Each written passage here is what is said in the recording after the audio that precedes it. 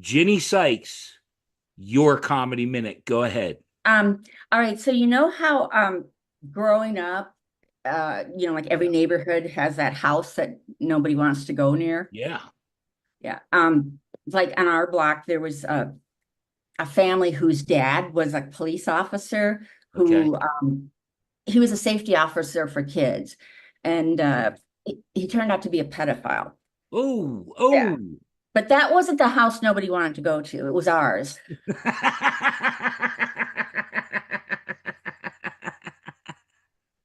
Like if a ball rolled in our yard, they're like, "Fuck that ball!" You're like, just that. So we didn't eat people, but we had a head on top of our refrigerator. Uh, it was a skull, and it was my dad's. Um, you Oh, God. it wasn't my dad. It belonged to my dad. My parents uh, believed in indulging their kids every creative whim, like they were really encouraging. Okay.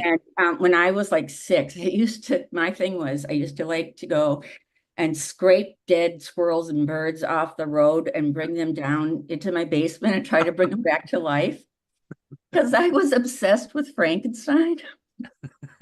And actually, it was Herman Munster. I,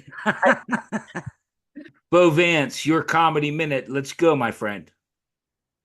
As you can probably tell from me on this video, I'm a fat ass, and it's just getting worse the older I get. I got kids. I've been with the same lady for 12 years, and our sex life just pretty much went to hell. And I blame it on my weight. Also, both of us now are wearing. We've both been prescribed CPAP machines, Okay. which is crazy. Because it used to be we'd be trying to, have sex and we'd just be two disgusting fat people in bed. Now we Right. look like two disgusting fat fighter pilots, which is terrible. We got these masks on, we're in there saying stuff like, talk to me, goose, and stuff like that. She's like, stuff my titties, Maverick, and stuff. It's awful, it's bad. Have you ever tried to eat ass with a 4-foot hose connected to your face? It's almost impossible. I mean, it's not impossible, but it's almost impossible. Almost So, impossible. but we've got to the point now. I only get sex on special occasions, Scott. It's terrible. Like my birthday and like the Right. day after our anniversary, when I remembered that I missed our anniversary, I get it that day. So I've just started like making up other holidays and stuff. Like I tried to get some on Dagon Arbor Day. It had something to do with trees Arbor and shit. Day. I was like, it's Arbor Day. Let's go at it. And then I Trees. told her. I told her on Juneteenth I went for it. I Oh, did, man. good Lord.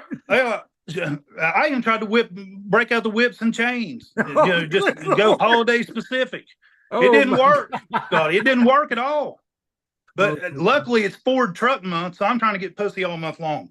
I'm going to try to do it. Hey, 4.9% APR, $2,500 cash back. If that don't get me some head, nothing oh is. my And I tried to tell her the other day. I was like, "Babe, it's Ford Truck Month. Let's do It's it." for truck And month. yeah. She That wouldn't do it. She said, guarantees "I'm it. sorry." She said the dealership's closed this week. Adam Minnick, your comedy minute. Go ahead, buddy. I did tell you about this, right? Oh, I got it. I got it. You don't So remember what I'm talking about? A story that makes you laugh. Your brother falling over anything. this is a story that makes me laugh, and and I love All doing it. It's right. not Should a I joke. introduce you again? Should we try again?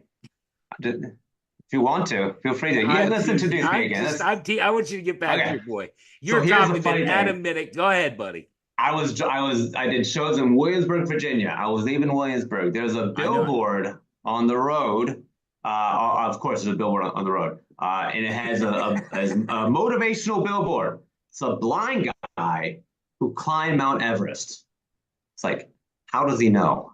Yeah, I've seen that You billboard. see it? Like maybe his friends took him, like because they're worried about him. He's blind. They go, maybe his friends took him to a hill in January. Like, Mike, you did it. You climbed the mountain. Like you guys came with me. We're at the gift shop. We're at the gift shop.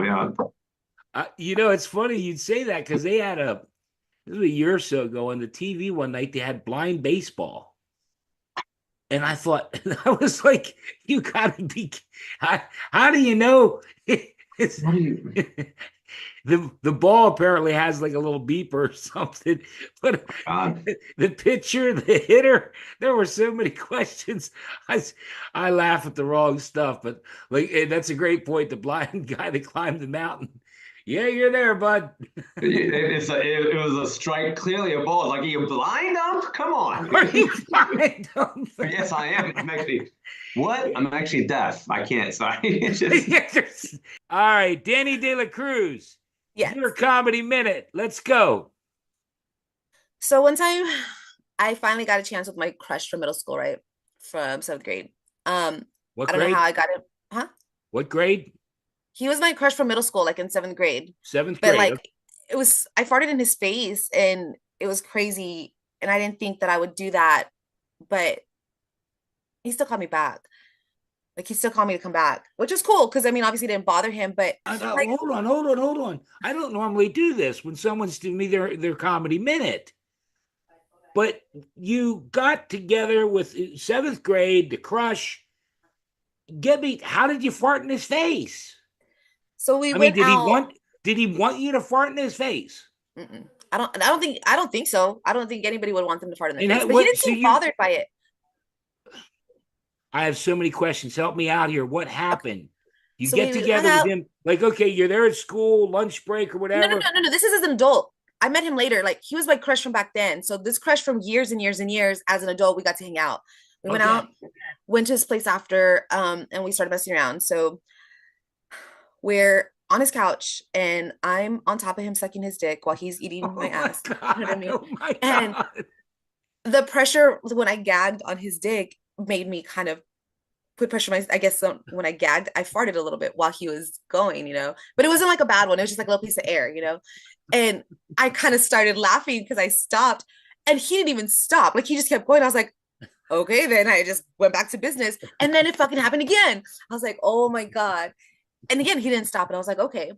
So no, nothing was said and nothing afterwards, but after we were done, right, he's like, you know, what my dick kind of burned. And I was like, look, I'm sorry. I didn't expect to see you tonight, but I was eating hot Cheetos before I came over here. And I kind of tried to rinse my mouth out, but like, I think when I gagged, I don't know, but it's burning me too right now. Like my shit was burning.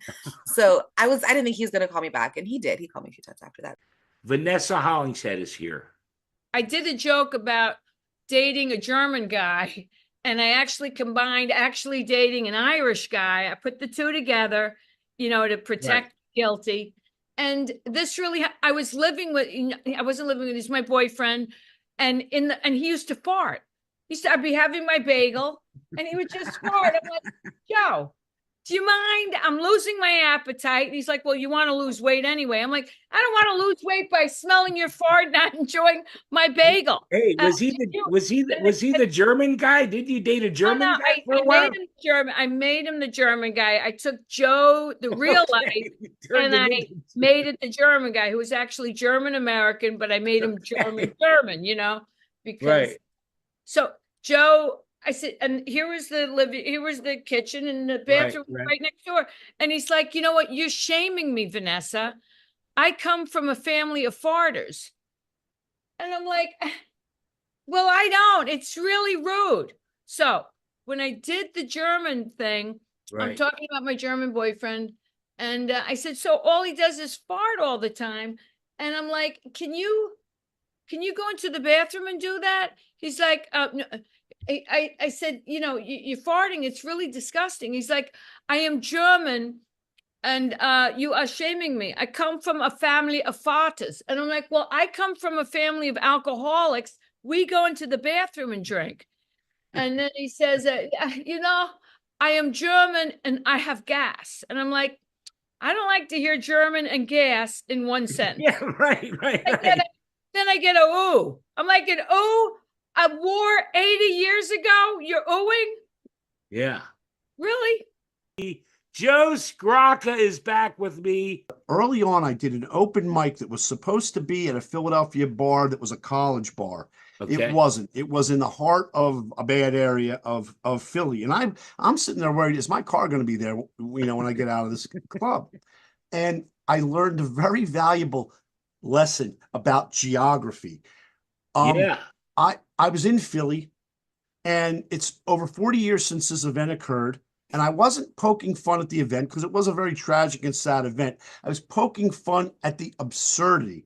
I don't know if you know this or not, but Philadelphia is the only city in the United States of America where a mayor authorized a bomb to be dropped on its own city to get people. It's the God's honest truth. Wilson Good dropped the bomb on a house on Osage Avenue in Philadelphia to get MOVE members out of the house, burnt down an entire city block. Scott, I swear to God, the club I was at was 2 blocks from where the bomb was dropped. Are you Nobody liked what I had to say.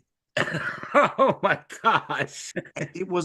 But that, I wouldn't even say it was a shitty show. It was a shitty show because the mic didn't work. It was going in and out. Oh yeah, yeah. There was no lighting. There was nobody there except a few people that were doing this when I was talking about the bomb being dropped. And I'm thinking, all right, even so, I'm 2 blocks away, but it's 40 years. Can't we laugh about it? Not about the incident, again, because it was tragic and it was sad and people died and people lost their homes, but the absurdity that the 3rd largest city in the United States of America couldn't come up with a better idea than to drop a bomb to get people out of a house. I love Joe. I love your honesty.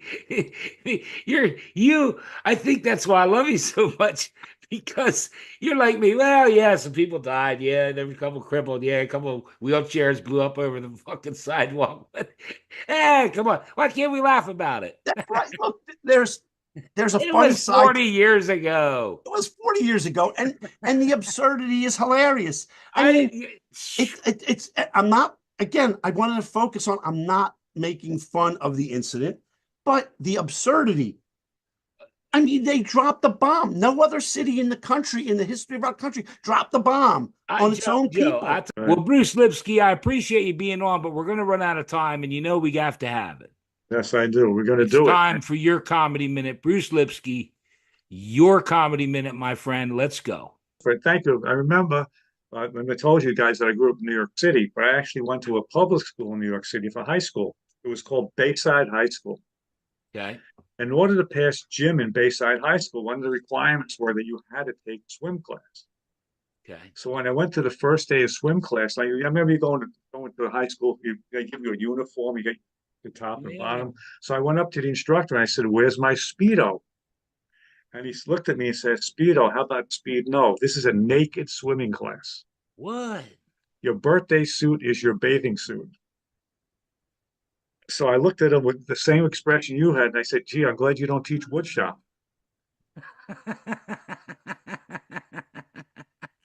So imagine being 13 years old, forced skinny dipping with all your classmates.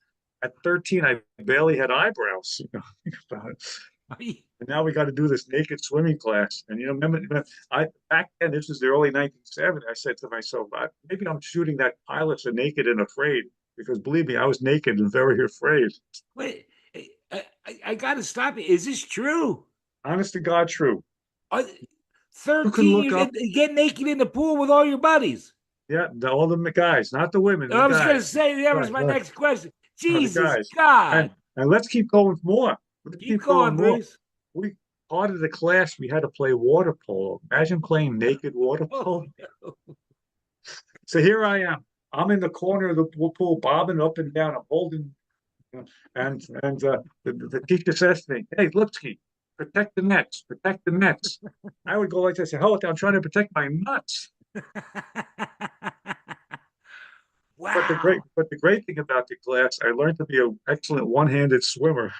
Oh my God! In competition, I held my own, and also it gave me a lot of confidence with the ladies. I was gonna, especially after I learned the breaststroke behind the bleachers with my girlfriend. Yeah. This is actually true. Imagine trying to do that now. No suit would equal lawsuit. Holy moly! I don't know how much of that is true. Honest to God. If you look up on the Bayside High School, New York City, naked swimming. You know what's going to happen? We're going to put this on the air, and there's going to be lawsuits. I was at that school. I was traumatized ever since. Yeah, I mean, I've met people afterwards. Shriveled up like a cocktail weenie. In fact, we had a reunion back at the school several Oh years no! ago, and I wanted to see You the remember that pool. time? Exactly. I wanted to go see the swimming pool. When I got to the swimming pool, I wanted to take my clothes off. Oh God! And we had to go 7:30 in the morning. We're freezing our rear ends off. You know, Oh let's my! face it, back then, as I said, I barely had eyebrows. And now Wow, I'm Bruce! Wow, Sabrina Ayub, your comedy minute. Go ahead, my friend. I have a whole joke about this. So my dad, he was not in my life like really Right. growing up. Right. Maybe saw him like once or twice a year until I was Right. 12, and then he remarried and had a whole new family. Right. So my grandpa was really the only important, and I'm an only child also. Okay. So my grandpa was really like a strong presence, like you know, he was really the only male, Right. male role model in my life. Right. So when, and this is 100% a true story, when I turned 14, he gave me a purity ring. I keep calling it a promise ring, Right. but someone told me there was a difference. Yeah, I I don't really, wasn't sure. I don't know, but apparently I didn't have either one. Nobody can. I didn't keep my promise, or I didn't get either one. Go ahead. So when I turned 14, my grandpa, he took me to a park and we were walking around this lake, and he goes in his heavy Italian accent, "Now, Sabrina, don't do anything with any boys before you get married." And he gives me this promise ring and or purity ring, whatever we want to call it. And I said, and I can honestly say, I kept my promise, Grandpa. Yeah. You do a great. You do a great voice. Yeah, that's a great. You could do Grandpa all day. You did. That's just killer. I love Grandpa. I love doing accents. I love Grandpa, and he's easy and he's funny. He's a character. Like that's where I get my humor from. Like, not for nothing. Like everyone else in my family is kind of a dud. Like, but me and my like me and my grandpa. Sabrina, you know, some people might actually watch this. You know, some of know your other it, though. family members may watch this. She called me a dud. Another bit about Grandpa is he's Italian. He's an Italian guy. So I call him the food pusher. All right. Yeah. He he's like, Sabrina, eat this. Don't let it go to waste. Don't waste the food. Don't waste the food. Don't be shy. Eat the food. But he never makes the food sound appealing. You know, he's like, you gotta eat the hot peppers. You gotta have the hot peppers, but watch out, they'll burn your coolie. MYSTARU is here. Cereal. What's going on with cereal? You saw my page? Are you, son? Did you take a foul tip as a youngster? What happened to you, son? I'm like Jerry Seinfeld. Why do you think you can't have enough cereal? But the boxes have to be lined up perfectly. I explained to the people. I saw the picture. I'm like, go ahead. Okay. So just like as a store faces the boxes this way, I face them end to end so you can fit more in. And I go by, healthy to sugar cereal. And I always have, 12, 15 at a time. Yeah, you got a hell of a batch of cereal. That's the way I roll, Doc. Jerry Seinfeld did as well. Everyone, that was in the background of every shot in a Seinfeld. Now that you mention it, Julie with a G, your comedy minute. Go ahead. Yeah, so I consider myself a lucky person. I've been fairly successful, and I honestly, I wouldn't be where I am today without my parents and the time I spent behind bars. I got drunk and pet a police horse. That's apparently considered assaulting an officer. I told the cop, I'm like, I've pet plenty of human officers before, but they didn't seem to mind. He was like, no, you've been on probation this year and you've already been to jail. And a lot of people are surprised, maybe not surprised that I've been to jail, but it's a little insulting because I'm successful. Okay. And honestly, it was a DUI. The tree was in the middle of the crosswalk. no harm, no foul. Nobody got hurt. But you know, I love jail. It reminded me a lot of sleepaway camp. Everyone had matching outfits. There was organized sports that I coordinated. And we'd stay up late telling ghost stories. Not around a fire, around an ashtray. This one night, my bunkmate, Diana, who we were talking about earlier, she was telling one of her stories, and she was like, there was this woman tripping acid in the forest who stabbed her boyfriend 11 times with a tree branch. I was like, Diana, that's not a story. That's why you're here. I miss her. I miss her. We still talk. Scott Falconbridge, your comedy minute. Go ahead, buddy. So I am 58 years old, and Right.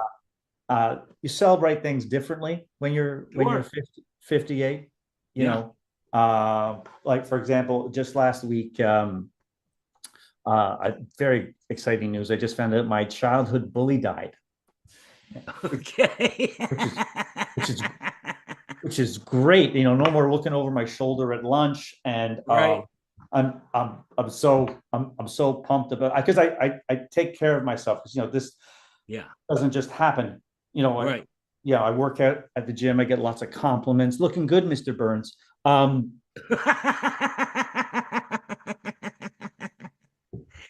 here's the thing that I don't like about the gym is people who are like half my age telling me how they feel old. Yeah. At the gym, like you'll hear things like, "Oh, I'm closer to 30 than I am to 20." Oh yeah, I'm closer to death than I am to birth. By the way, Scott, I'm 62. So you know of what I speak. MERYL KLEMOW, go ahead. All right. Okay. I'm so happy to be here. As you may have noticed, I am a large bosomed woman. Okay. I just saw you for the first time. You looked down the whole time. Yeah, I was trying to keep my head up. Go ahead. See, and it's usually when I do shows, it's usually one or two drunk women that clap for that. Men never seem to, really clap for the bosom anymore. Well, we know better. We know better. Exactly. It's out of fashion now. But they're the only things nurturing about me. I feel like I have the kind of boobs of a woman that knows how to make soup. Like a chowder or something. It's very grandma. And my breast size is a 40G, which I feel like should be a currency in Dubai, like not a breast size, not too big. And it's different when you have bosoms as large as mine. Going to get fit for a bra is not a very good experience. It's kind of humiliating. Right. Where like, you're taken to some place where the slogan is "Life begins at D," and they take you backstage, and instead of a hot girl taking your measurements, it's always two women. One has a beard, and they, I get my temperature taken rectally for no reason, and someone puts in a mouth guard. They have to use farming tools. It's very weird. When these happen, I get hung up. I didn't get past the soup. Not many people do. Not many people do. It looked like I know how to make soup. Your comedy minute, Cara Amore, go ahead. So, so that 10 days in Atlantic City really was like a fucking whirlwind. It just like, Right. So there, when you're in Atlantic City or Vegas, every Right. comic, there's a lot of casinos. So there's Right. a lot of comics there. And at the end of the night, we'd all meet in a casino. So one night it was Max. Rodney Dangerfield's guy. Yeah, right. Exactly. Rodney Dangerfield's guy. And then Carla Bouv, a bunch of guys. Anyway, Right. Yeah, and they're telling Rodney Dangerfield stories. Like, I mean, like tell you, one tell after you, the Troy. other, after the other, after the other. And Yeah. I'm just sitting there in awe. Like, I couldn't even believe the stories they were telling. And then Carla Bouv, actually, I don't know if you know this story, but Carla No, go Bouv ahead. was Sam Kinnison's best friend. Right. And he found out years later that Sam Kinison had slept with his wife. No and shit. that the child he was raising was actually Sam's. Oh my God. After Sam died. I know. Can you believe that? Wow. Meanwhile, how could he not fucking know? That kid had to have been fucking ugly as shit. Have you seen Sam Kinison? He's an ugly motherfucker. I know. Well, I mean, well, that would I have been your gotta first tell move. you, that sure beats the little Animal House story you told last time.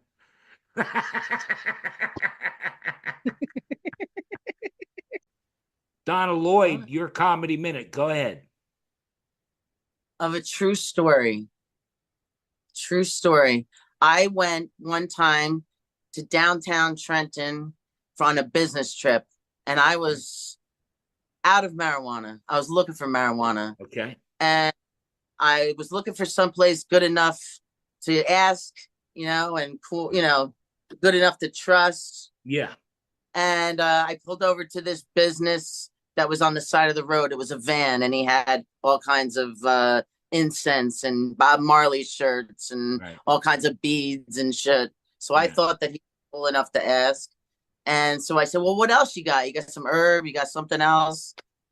And he's like, I don't know what you're talking about. So the kid next to him that was hanging around with the radio, he said, he goes, I can go get you some herb. He goes, give me your money, wait here, and I'll be back. And I'm like, wait a minute. I don't know if I can trust you. And so the guy with the van and the business, he's like, look at this goddamn white girl coming to goddamn downtown Trenton saying she can't trust us. She coming to a legitimate man's business. And so he like reamed me up and down. This man, it was so embarrassing. Right. So I gave the guy my money and waited, and he came back with the weed. So just because I tell you, people in New Jersey are very easy, and we're easy going. Scott, I don't know why I pulled that story out, but you got it. I have stories where the guy didn't come back. I can relate to every bit of that story. In our stage, your comedy minute. Go ahead.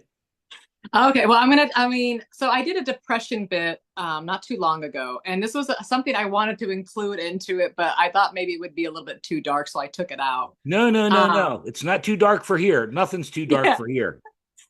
So in my depression bit, of course, I'm talking a little bit about, some of the symptoms of depression and how that affects you. But one of the things I wanted to say was that having depression is so difficult because there'll be moments where like I wanted to kill myself, and then something funny comes to my mind. I'm like, dang it, I have to postpone this now. This is too funny to say. But I took that out of my bit, so I never actually performed that in front of an audience because I thought, well, maybe that's too much. I don't want them to feel bad for me. I'm okay. I'm doing fine. That pause, that was comedy gold, Pinar. Colin Christopher, your comedy minute. Go ahead, my friend. Okay, so to amp this up, set this up, I guess I've been recently writing a lot of racist material. Okay. I'm going back to my roots because it's just a comedy one. But I wrote this bit that I've been having fun with recently, which is I've been reading about China's social credit system. Which is pretty interesting. Like I know it existed like for a long time, but I just started getting into it. It was pretty interesting because they have they have cameras everywhere that can recognize people's faces, and they'll reward people based on like what they do and give them a score, right? I'm like, isn't it crazy that China's technology is so advanced now that they can tell apart Chinese people? And because there are 1.4 billion people. There are 1.4 billion people in China. There are three faces. Yeah, there's a squinty, less squinty, and Elon Musk. And I mentioned, have you guys seen the Chinese Elon Musk on social media? You know the guy that is going like, "Oh, I am Elon Musk. Look at my Tesla."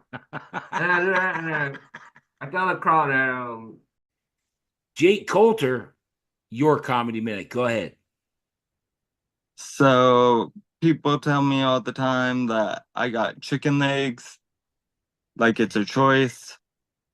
But how else am I supposed to attract Black women? Like getting a dog pregnant creates werewolves. Getting a horse pregnant creates centaurs. Flushing your cum down the toilet sends it to the ocean. Getting fish pregnant, creating mermaids. What in the hell? What in the? Hold on, hold on, hold on. You may need to go back a little bit. You may need to go back over those last 4 or 5 for me. Yeah, flushing your cum down the toilet sends it to the ocean to get fish pregnant, getting parading mermaids. You never thought that as a kid? No, no, no. It would suck finding out that a mermaid was my daughter. Because then I gotta go find some scuba shit so I could go find some octobitch named Ursula and somehow convince her to use her magic to take my new kid's voice away before my new kid tells someone else that I'm their dad. Okay, okay. Moral of the story, if y'all see me and Octobitch out here doing tentacle porn, subscribe.